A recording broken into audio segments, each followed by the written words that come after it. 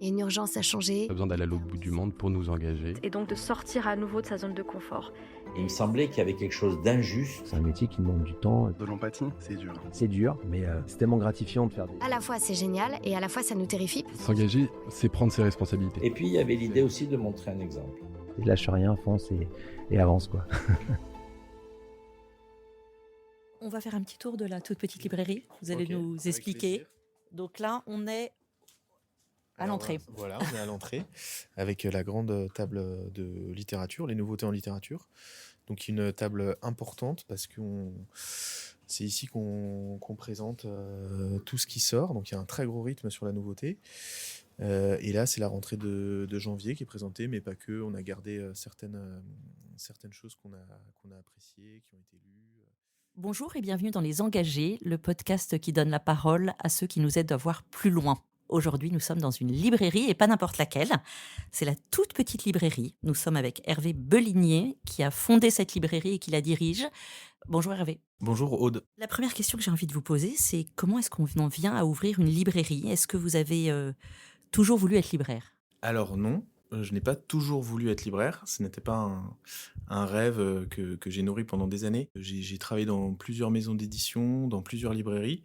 Et à un moment donné, est venue à moi l'idée d'ouvrir ma propre librairie.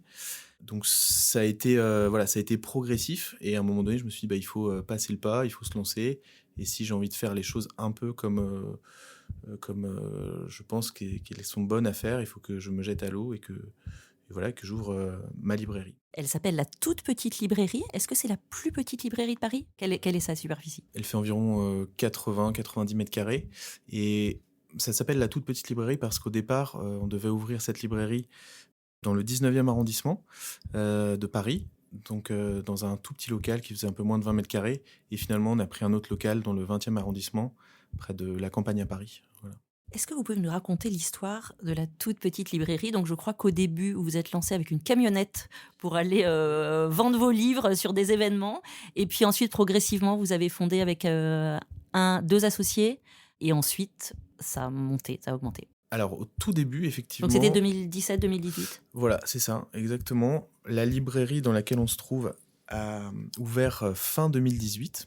Et avant ça, donc effectivement, j'avais une petite camionnette et je me rendais sur des événements où les organisateurs avaient besoin de livres. Donc, ça pouvait être dans des théâtres, dans des cafés, ça pouvait être pour des congrès de médecins, ça pouvait être différentes occasions où il n'y a pas de librairie, mais où les gens ont besoin de livres. Et donc, j'allais en fonction des demandes. Souvent, c'était des éditeurs qui me demandaient de me déplacer. Et puis, à un moment donné, donc, je me suis dit qu'il fallait s'implanter quelque part. Et j'ai commencé à chercher un local pour m'installer. Et puis voilà, maintenant, ça fait 5 ans que la librairie est ouverte. Au-delà de la passion de la littérature, de la lecture, il faut faire tourner la boutique. Qu'est-ce qui est difficile dans le métier de libraire ? Et c'est un peu pour ça qu'on a choisi comme engagé un libraire, parce qu'ouvrir une librairie en 2024, c'est un véritable engagement pour moi. Effectivement, il faut être passionné, il faut beaucoup de patience. Il faut être amoureux des livres, etc. Ça, c'est sûr, c'est un prérequis absolument nécessaire. Et il faut aussi assumer une part très physique du métier, parce qu'il y a énormément de manutention. Les livres n'arrivent pas par magie sur les tables. Le papier, ça pèse lourd. Et chaque matin, ce sont des kilos et des kilos, des centaines de kilos de livres qui arrivent. Et puis, c'est un des rares métiers où, toutes les semaines, vous avez de la nouveauté qui arrive, donc il y a de nouvelles parutions, de nouveaux livres. Et tout ça, c'est une charge énorme. Je pense que c'est un des seuls métiers où il y a autant de renouvellement de stock, parce que les nouveautés, c'est un cycle qui est très très intense. Donc bien sûr, on fait vivre un fond, il y a des classiques, etc. Mais pareil, ces classiques, ils sont vendus, et puis ensuite, on les recommande, etc. Donc il y a un rythme très soutenu qui est lié à la fois à la nouveauté, mais aussi au réassort, c'est-à-dire des livres qu'on recommande parce que on les a conseillés puis vendus. Et donc ça crée ça crée un rythme très très fort où chaque matin on a un livreur qui nous apporte qui nous apportent les livres avec les cartons qu'on ouvre, qu'on réceptionne, on fait une mise en stock, ensuite on fait du rangement, etc. Et ça, je pense que c'est une partie qui est un peu méconnue du métier et qu'il faut pourtant assumer. Et à mon avis, si on ne réussit pas ça dans le métier, on rate en fait. Et c'est une partie qui est très dure. Et d'ailleurs, des personnes qui travaillent ici ou qui découvrent le métier disent souvent « je pensais pas que c'était aussi difficile ». Donc il faut être quand même en bonne condition physique, on est debout toute la journée. Enfin, j'ai envie de casser un peu l'image idyllique qu'on a du libraire, c'est-à-dire que on se dit souvent, le libraire un peu derrière son comptoir, en train de feuilleter un livre, etc. La réalité, c'est qu'on n'a pas une minute pour feuilleter les livres. On est aussi un peu à la merci de toutes les personnes qui rentrent à la librairie. On essaie de s'occuper d'elles du mieux qu'on peut, en les accueillant sympathiquement, en ayant un peu de prévenance, en les conseillant. Et tout ça fait que ce n'est pas le libraire qui va donner le rythme, mais le libraire, il est au bout de la chaîne, de toute la chaîne du livre, et il va assumer le rythme des nouveautés que les éditeurs mettent en route. Il va assumer le rythme des livraisons, il va assumer le rythme des clients qui rentrent. Donc c'est un métier où il faut avoir la capacité de vraiment être en quelque sorte un peu dévoré par les livres et par ceux qui les font, ceux qui les lisent, etc. Et il faut aimer vraiment se donner et se dire je démarre ma journée, je vais avoir quelques instants pour consulter des choses un peu plus personnelles au moment du déjeuner, et tout le reste du temps, je vais vraiment être absorbé par ce que je fais et par les lecteurs, les clients, les réassorts, les mises en stock, etc. C'est très intense comme métier. Alors, vous voyez, là, ça, c'est tout ce qu'on reçoit. Là, il y a Eric qui est là et qui est notre coursier. Voilà, donc ça, c'est super lourd. C'est une dizaine de cartons qui arrivent. Et un bruit typique que reconnaîtront tous les libraires, les amis de la profession, c'est celui-ci. Voilà. Et donc c'est le carton qui s'ouvre. Et donc ça, c'est chaque jour, du lundi au vendredi, les réceptions, c'est un élément très important, là où il faut être bien organisé. Donc, quand est-ce que vous avez le temps de lire, finalement, ce qui vous a amené à ce métier? Alors, oui, donc déjà, je pense que... Vous avez une équipe aussi, vous êtes... voilà, exactement, c'est ça. Alors, le secret, je pense, c'est de s'entourer des bonnes personnes, de personnes qui ont déjà beaucoup lu. C'est-à-dire qu'on ne devient pas libraire parce qu'on décide tout d'un coup. Je pense qu'il faut avoir une solide culture littéraire, aussi politique, géopolitique, histoire des idées, etc. Ça, je pense que c'est vraiment le socle. Avant d'être un métier technique, c'est un métier effectivement de connaissances. Mais, comme je le disais juste avant, ça implique aussi justement d'assumer une part assez technique de manutention. Il faut vraiment assumer ça et bien s'entourer. Donc, quand est-ce qu'on a le temps de lire ? Moi, je lis chez moi le soir. Et puis, faut accepter aussi, et ça, je le dis souvent à des personnes qui me disent ouais, j'ai pas le temps de lire, etc. Il y a des périodes où on va vraiment dévorer parce qu'on est disposé, parce qu'on a l'esprit plus libre. Et puis il y a des périodes où ça va être beaucoup plus âpre. On va démarrer un livre, ça va pas du tout marcher. Pourtant, le sujet nous intéresse ou c'est très bien écrit. Et il faut accepter qu'il y ait des cycles aussi dans la vie où on lit énormément. Moi, je le dis sans peur, je lis beaucoup, beaucoup moins. J'ai deux petits garçons qui demandent beaucoup d'énergie. Mais par contre, j'ai vraiment beaucoup, beaucoup, beaucoup lu avant et je continue à lire. Et puis, je travaille avec une équipe qui lit beaucoup. Mais vraiment, une base forte au début de solide culture littéraire, graphique aussi. Je pense à la BD. Il faut vraiment assumer ça, aussi d'assumer qu'en fait, on va pas avoir le temps de tout lire aussi. Moi, il y a des personnes qui rentrent à la librairie et ce livre, qu'est-ce que vous en pensez ? Je lui dis, malheureusement, je l'ai pas lu. Alors, on essaie de se répartir un peu les lectures. Est-ce qu'il y a des livres incontournables de sortie que vous lisez forcément ou qu'une personne de l'équipe lit ? Personnellement, je ne lis pas les incontournables, justement sur les nouveautés. J'essaie plutôt de lire des choses du fond, c'est-à-dire des classiques, parce que voilà, la nouveauté arrive et puis s'en va. C'est la vie des nouveautés. Et de toute façon, elle se vend. Et de toute façon, voilà, exactement, il y a des livres sur lesquels on n'a pas besoin de faire grand-chose. Par contre, je préfère me battre sur certains livres qui sont bons, mais qui bénéficient de moins de relais. Enfin, voilà, je pense à... Marianne Rotig, qui a publié 2 livres chez Gallimard. Nous, on s'est énormément battus pour ces livres. Je ne sais même pas si ces livres seront sortis en poche, etc. Pourtant, ce sont d'excellents livres. Et donc, nous, on se bat plus pour des livres comme ça, ici. Des livres qui bénéficient de moins de publicité médiatique, exactement. Ce n'est pas un secret de dire que les écrans sont omniprésents et que, en ce moment, ouvrir un rayon jeunesse, c'est un peu un défi. Et vous allez ouvrir un rayon jeunesse. C'est vrai que ce qui est intéressant dans une librairie générale, c'est de s'adresser à toutes les personnes qui peuvent passer. Et c'est un véritable défi. Donc il faut avoir cette capacité à proposer de bonnes lectures sans être spécialiste à toutes les personnes qui passent à la librairie. Et je pense que c'est de plus en plus dur parce que les gens ont un peu leur marotte à chaque fois. Et donc, être une librairie générale, c'est un véritable défi parce qu'il faut beaucoup de curiosité. On passe justement des petits livres pour enfants à des essais géopolitiques, en passant par de la littérature ou de la poésie un peu plus pointue.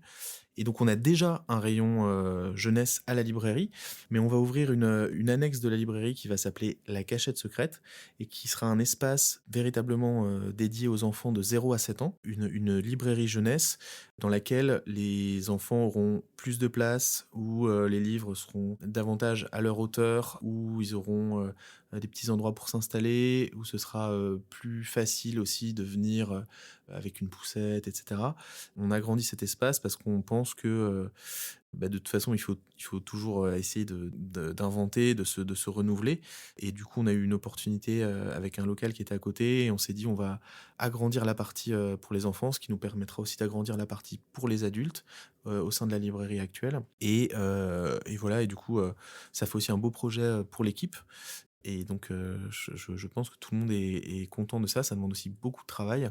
C'est stimulant d'avoir des projets qui permettent à tout le monde d'être motivé, de pas rentrer aussi, de pas tomber dans une routine, mais de se demander aussi comment on fait encore mieux et comment chaque année on améliore aussi les choses pour toutes les personnes qui fréquentent la librairie.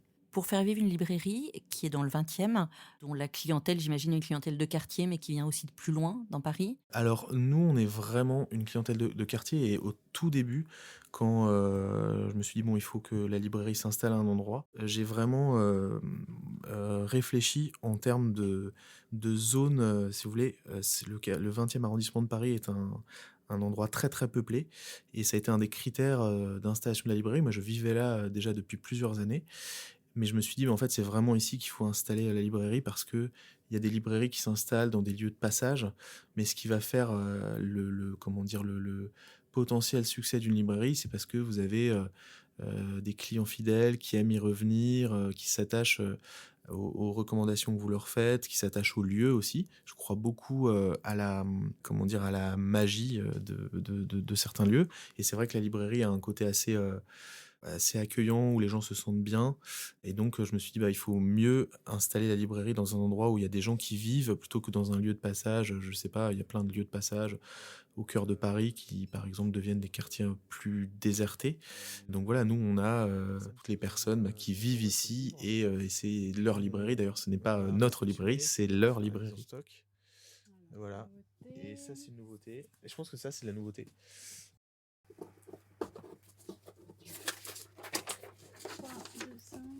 Donc là, que vous faites, j'en ai 16. Donc là, je compte pour... en fait, on vérifie comme ça que ce qu'ils nous envoient, il n'y a pas d'erreur de préparation de leur côté. Et donc j'en pile un pour juste avoir... Attention. Et là, en gros...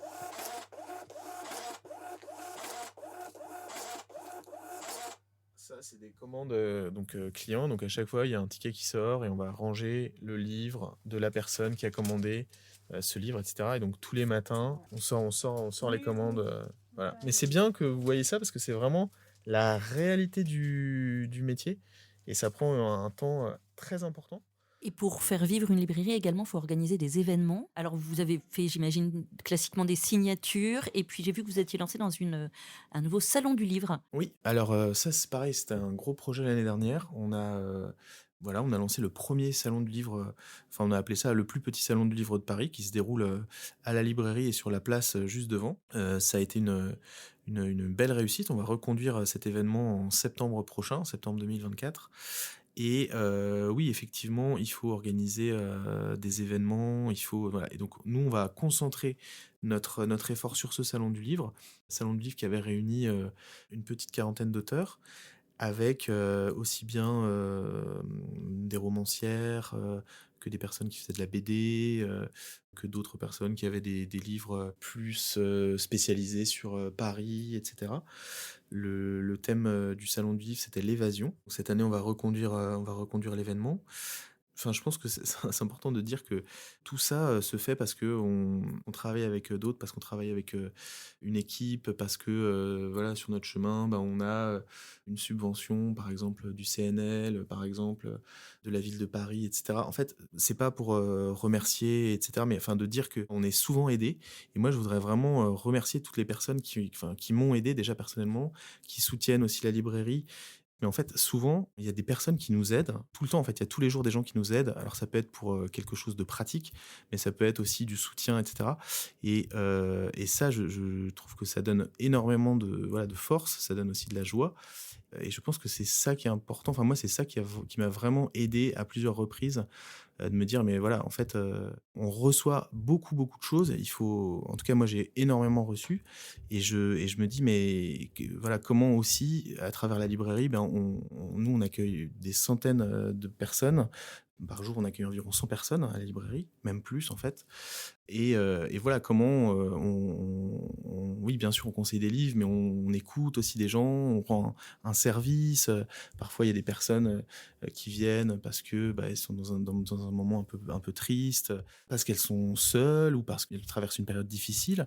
C'est pas notre premier rôle d'écouter, mais en fait, chaque jour, on écoute des dizaines de personnes qui viennent avec une requête particulière, soit pour un livre précis, etc. Mais au fond, elles cherchent aussi un peu autre chose. Et donc, du coup, on écoute, voilà. Et donc, moi, je me dis, tout ce qu'on fait là à la librairie, c'est aussi une façon un peu de rendre ce qu'on reçoit, les coups de main, les coups de pouce qu'on a, et notamment les coups de pouce qu'on a de nos clients eux-mêmes qui soutiennent énormément la librairie. Notamment pendant le confinement, on a été énormément aidés, soutenus pour que la librairie tienne, pour que la librairie reste. Elle est toujours là.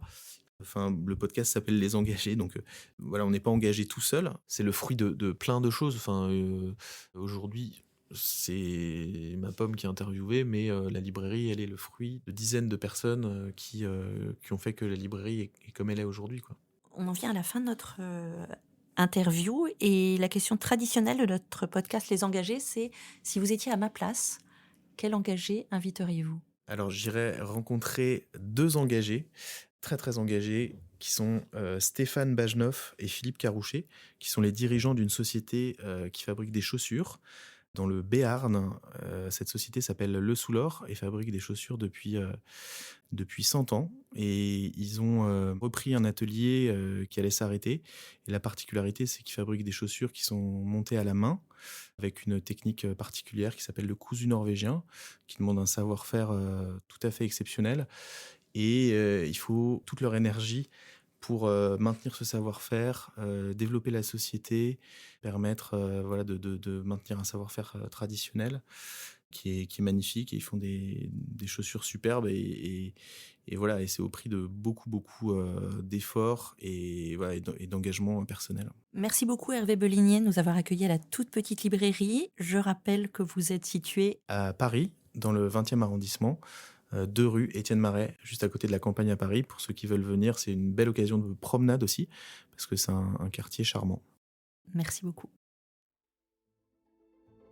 Merci d'avoir écouté ce podcast. Je suis Aude Cérès, rédactrice en chef au Figaro. Vous pouvez nous retrouver sur Figaro Radio, lefigaro.fr et toutes les plateformes d'écoute. Si vous avez aimé ce podcast, n'oubliez pas de vous abonner et de donner votre avis sur Apple Podcasts et Spotify. À bientôt.